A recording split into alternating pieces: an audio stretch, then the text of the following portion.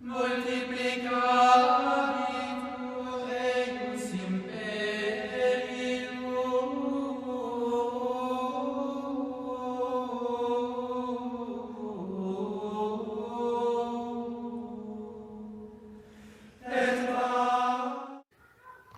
Ave María Purísima, sin pecado concebida. Bienvenidos, queridos hermanos, a esta catequesis de la Divina Misericordia, donde vamos comprendiendo, conociendo cada día más un poquito sobre la vida de Sor Faustina, conociendo también cómo Sor Faustina escribió el diario espiritual, conociendo lo que el Señor le revela a Sor Faustina y lo que por medio de Sor Faustina quiere presentarte a ti. Porque todo apóstol de la Divina Misericordia, todo devoto que se precie de tal, debe conocer de tal manera la Divina Misericordia, no solamente para vivirla, sino para saberla compartir.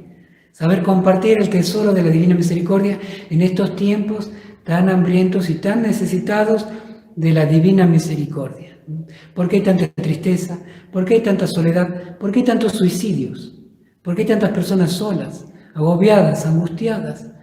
¿Por qué tanto desconsuelo? ¿Por qué tanta ira, violencia?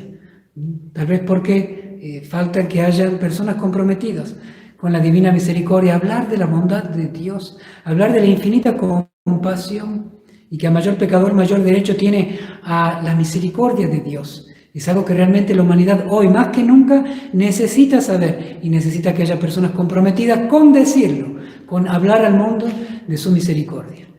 Ese es el propósito de esta catequesis y hoy vamos a ver el numeral 779. 779. Recordemos que Sor Faustina, entre el numeral 777, que tiene el diario espiritual de Sor Faustina, puede abrir y ver que en el numeral 777 ella tiene una revelación. Sí, Sor Faustina tuvo una visión del cielo y lo escribió desde el numeral 777 hasta el numeral 781. Ya hemos visto los numerales anteriores, hoy vemos el 779. ¿Cómo estaba Sor Faustina cuando escribió este numeral 779? Enferma, muy enferma.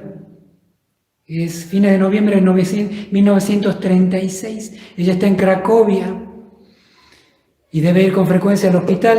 De hecho está en Cracovia porque hay un hospital muy cerca, importante. Recuerden que Cracovia es la segunda ciudad en importancia hasta el día de hoy de Polonia.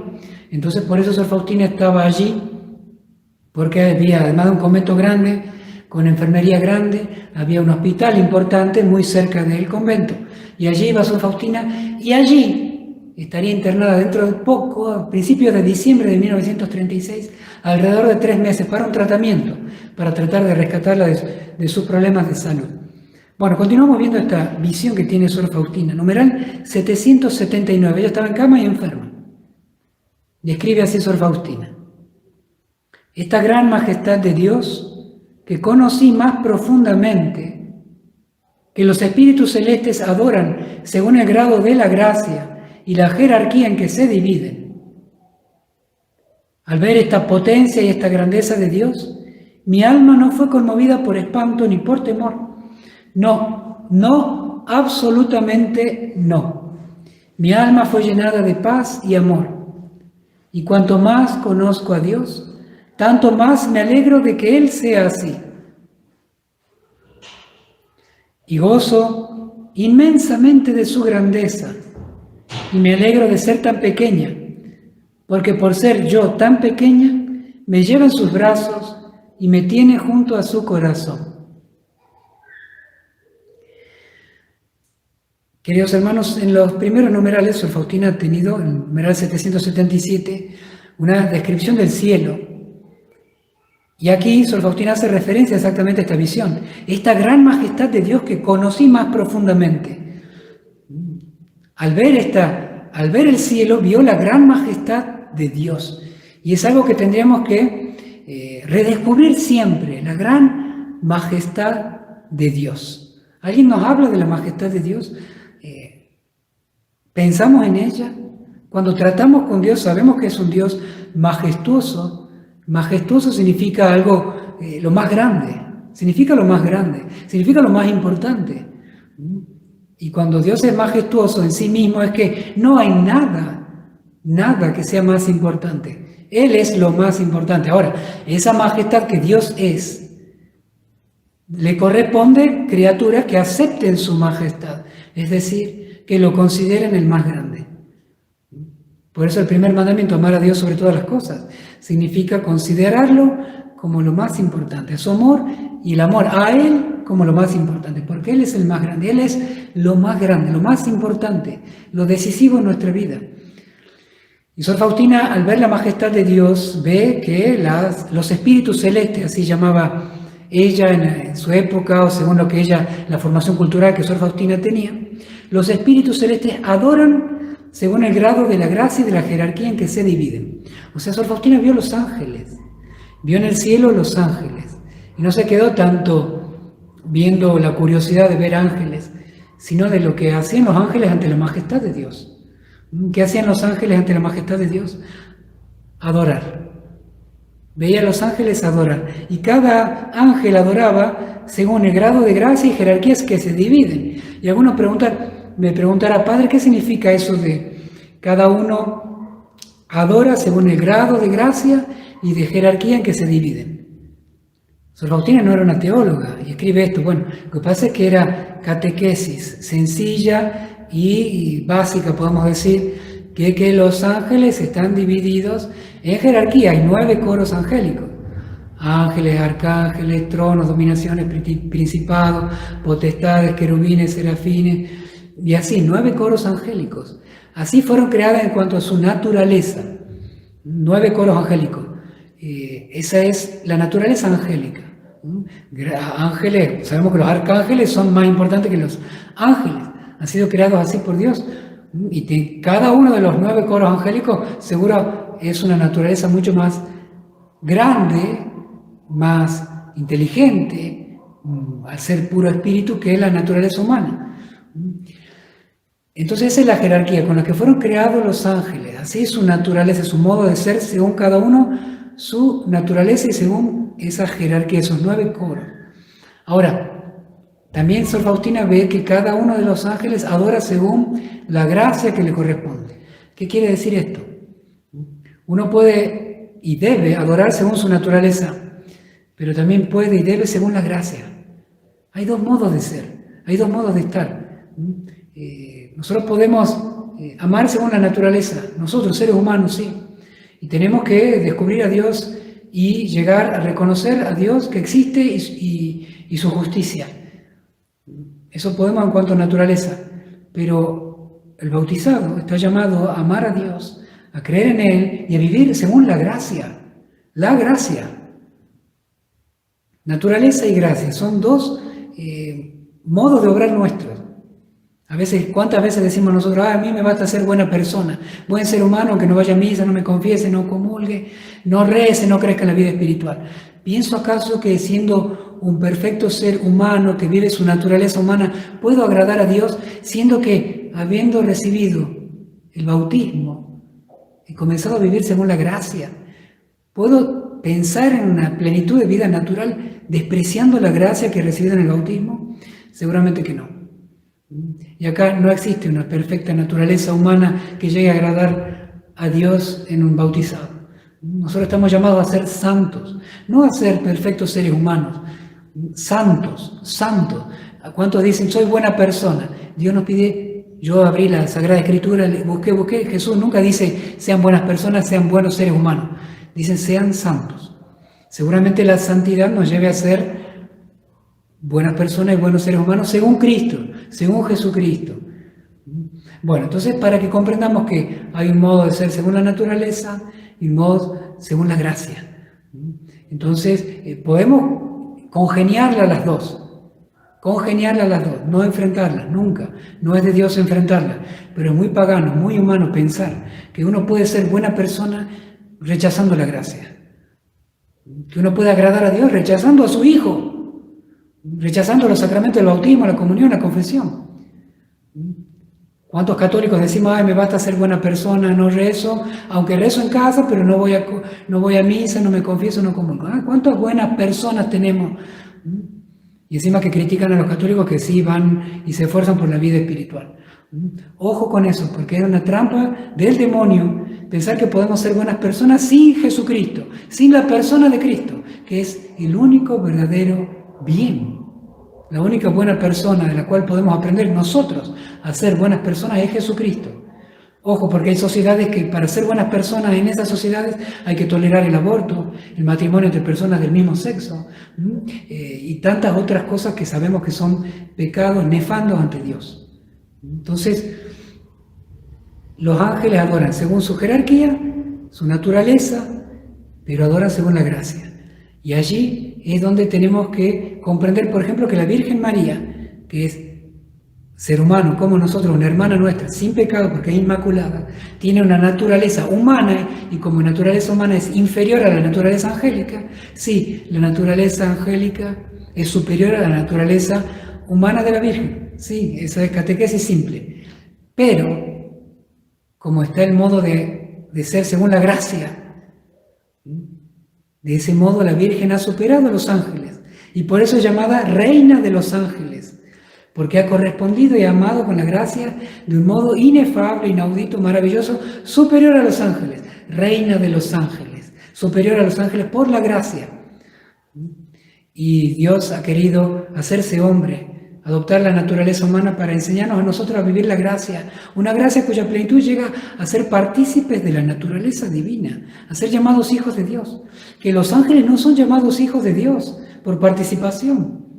Nosotros, porque Dios Padre ve en nosotros a su Hijo. Esa es la grandeza de nuestra naturaleza. Bueno, entonces, eso es lo que ve Sor Faustina. Los ángeles, tremenda naturaleza de tanta perfección y que adoran también según la gracia, están postrados ante Dios. Si así están los ángeles, así también debemos estar nosotros ante la grandeza y la majestad de Dios. Adorando, adorando. Esa es la palabra de todo católico, un verdadero adorador de la misericordia de Dios. Esa es la palabra que debe definirnos a nosotros, devotos de la divina misericordia, adoradores de la bondad de Dios. Eso es lo que Dios quiere como culto a la divina misericordia. Eso es lo que Jesús le dio a Sor Faustina como misión. Enséñale a los hombres que yo soy el amor y la misericordia mismo y que quiero y pido a la humanidad el culto a mi misericordia. Es decir, que me adoren como un Dios de bondad, que vivan confiando en mi bondad. Esa es la adoración que el Señor pide de nosotros. A Dios se lo adora. A Dios se lo adora porque es Dios y nosotros criaturas. Ante Dios tenemos que siempre como criaturas someternos a su ley, que es una ley paternal, que es una ley de Padre, que es una ley bondadosa y que requiere de nosotros el asentimiento, la convicción, el seguimiento, el saber que somos criaturas, que somos hijos, no solamente siervos, sino hijos, no solamente hijos, sino amigos.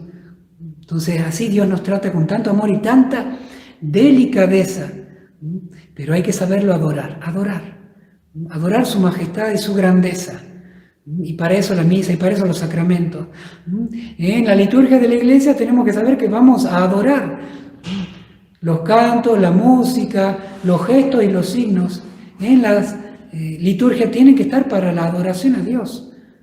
Por eso el misal prescribe todos los gestos y signos que deben estar en la misa, por ejemplo, que sean adoración a Dios. Y por ejemplo, el aplauso no está prescrito en la liturgia de la Iglesia Católica, porque la Iglesia consiente en 2000 años que ese gesto es un gesto humano, que está bien para las reuniones humanas.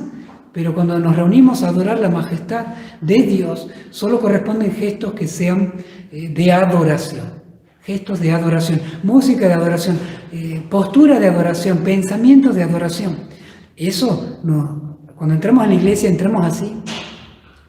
Porque si entramos a la iglesia con postura de adoración, con gestos de adoración, con un corazón adorante, sabremos entrar al cielo donde solamente entran los que saben adorar. Al cielo entran solo los que saben adorar a Dios. Y la iglesia es maestra de adoración. Entonces, cuando entremos a la iglesia, tenemos que ser conscientes de que, así como entremos a la iglesia, así estamos aptos o no para el cielo, para entrar al cielo. Si convertimos a la iglesia en una especie de cine, teatro, circo, en un encuentro humano, de café, de saludos, de besos por aquí, saludos por allá, y nos olvidamos que está Dios. es que hemos convertido la iglesia ya no en una preparación al cielo, sino en un salón de té, en un salón de encuentro humano, y por lo tanto hemos rebajado el cielo. Y tenemos menos expectativas de vida sobrenatural en esta vida. Y empezamos a convertir, bajamos del cielo a la tierra, en el mal sentido, en el sentido de que dejamos de pensar en la eternidad, en lo sagrado, en lo importante, en Dios, y nos concentramos en los seres humanos, en las relaciones humanas, en los respetos humanos. Nos olvidamos de darle culto a la majestad de Dios y a la bondad de Dios. Por eso adoración, adoración. Eso es lo que ve Sor Faustina del cielo. Eso es lo que nos enseña la Iglesia, la Sagrada Escritura, de cómo es la eternidad. Podremos seguir otras cosas, otras ideas, otras costumbres, lo que hagan muchos otros, incluso colegas míos. Pero nosotros tenemos que seguir a la Iglesia de Jesucristo, a la Iglesia Católica Apostólica Romana, a la Iglesia de 2000 años de enseñanza que está muy clara en el Catecismo. Allí está claramente lo que tenemos que creer y vivir, incluso en la liturgia. Y Sor Faustina nos dice algo muy lindo, ¿no? Frente a Dios no tiene espanto ni temor, y 3 veces dice no, no, no. Frente a Dios, amor. No me espanto y nada. Y no es porque esa falta de temor tenga que ver con una presunción. Dios es bueno, total, Dios es bueno, yo sigo pecando, soy pecador. No, no, no. Tiene que ver con que Sor Faustina ha alcanzado la perfecta contrición de corazón de todos sus pecados, pero ha puesto sobre todo la mirada en la bondad de Dios. Como un niño que ha roto un jarrón en su casa y acude presto y lloroso a los brazos de su madre, desarmada por el amor del niño que la abraza, se olvida del jarrón roto. Así Sor Faustina, entonces, ante la vista de Dios y la majestad de Dios, acude lleno de amor y confianza, y no con temor. Ojalá alcancemos ese amor que ha vencido el temor, que no lo ha negado, pero lo ha vencido, porque ese es el que agrada a Dios. Y ahí Sor Faustina nos dice algo muy hermoso: me alegro de su grandeza, gozo con su majestad.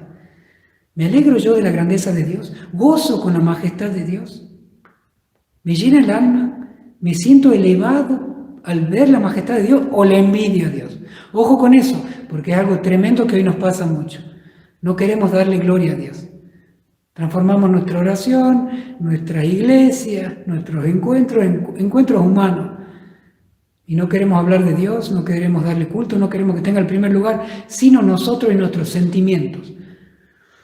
¿Cuánta música sagrada, realmente sagrada, a veces nos genera como escozor? No, yo prefiero algo que me sea más sentimental, que me haga sentir más a mí, que me ponga más en el centro a mí. Cuidado con la música, cuidado con las oraciones, cuidado con los tipos de reuniones católicas que sean de adoración, que pongan a Dios en el centro. El sacerdote no puede robarle lugar a Dios, es un administrador, un ministro. En el centro siempre Jesucristo, siempre Dios. La grandeza y la majestad y toda la gloria es para Dios, y de ella viene la perfecta y verdadera alegría, que solamente Dios tenga el centro de nuestro corazón. Y por eso Sor Faustina termina este numeral diciendo: gozo inmensamente de su grandeza y me alegro de ser tan pequeña, porque por ser yo tan pequeña me lleva en sus brazos y me tiene junto a su corazón. Sor Faustina, que ha visto la grandeza y la majestad de Dios en el cielo, termina en la pequeñez de lo que es ella.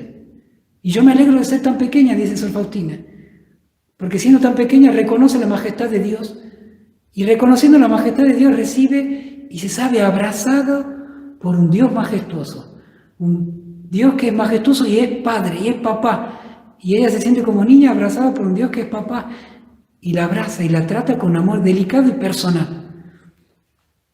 Esa es la maravillosa misericordia de Dios, de un Dios tan grande que ante un corazón humilde, ante un corazón de niño, de niña, Dios se abaja y abraza.